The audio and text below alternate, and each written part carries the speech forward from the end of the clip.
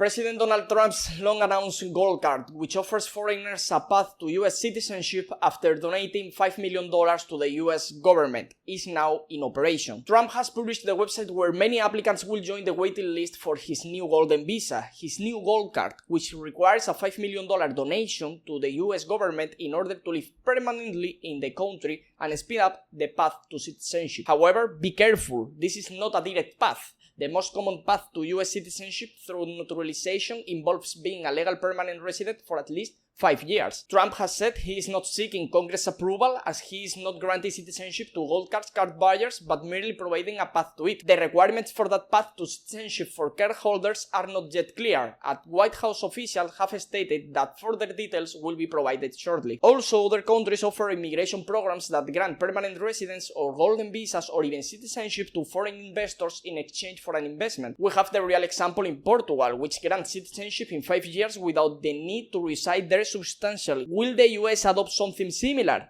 We don't know. In fact, Trump has said that thousands of people have been calling and asking how they can sign up to walk a beautiful path that gives them access to the best country and market in the world.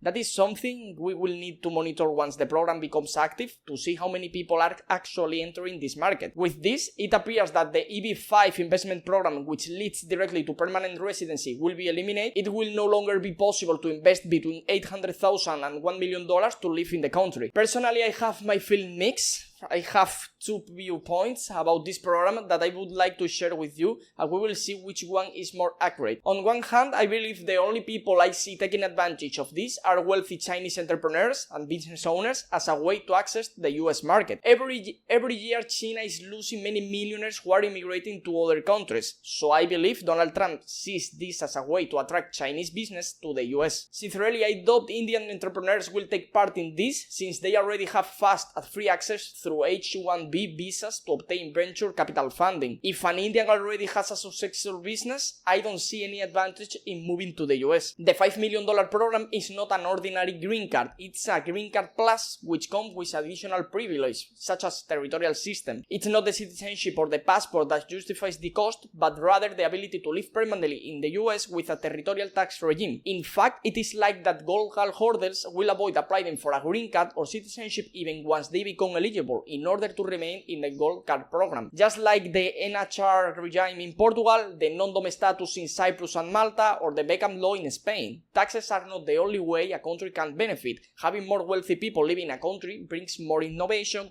jobs, and luxury spending that supports the local economy, something just as important as attracting skilled workers. Keep in mind that foreigners lose many advantages by becoming US citizens, because the US banking is by far preferred by foreigners, especially for online payment systems. Surprisingly, the US offers a great deal of privacy to foreigners, as US banks are not required to report information about their clients to foreign governments. They are not using the CRS, they are using the FATCA. We know that the US want to know all the information about US residents and US citizens around the world, but they won't give the information to other governments about their citizens or their companies. That privacy is completely lost when you acquire citizenship. Additionally, the US is the global capital of lawsuits by a huge margin. I believe there are more lawsuits in the US than in all other countries combined, so it's not an ideal place if you run a private business and you want a citizenship of that country. I see great demand from ultra high net worth expatriates moving to Miami, California, Aspen, New York, XYZ.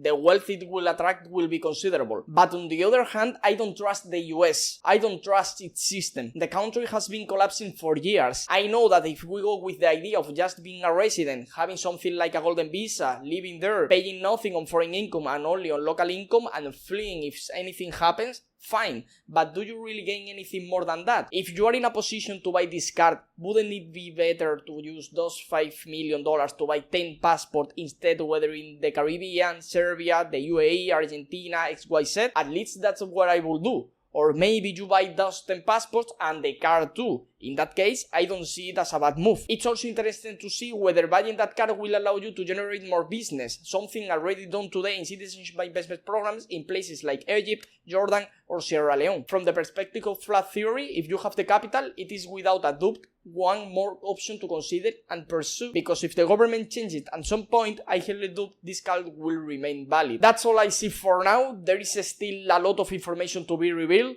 What I do like is that it's one more option on the market, countries competing for wealthy individuals while those same countries are pushing those very individuals away. If you need help getting a second citizenship or reducing your taxes, fill out the form in the description and we will take a look together.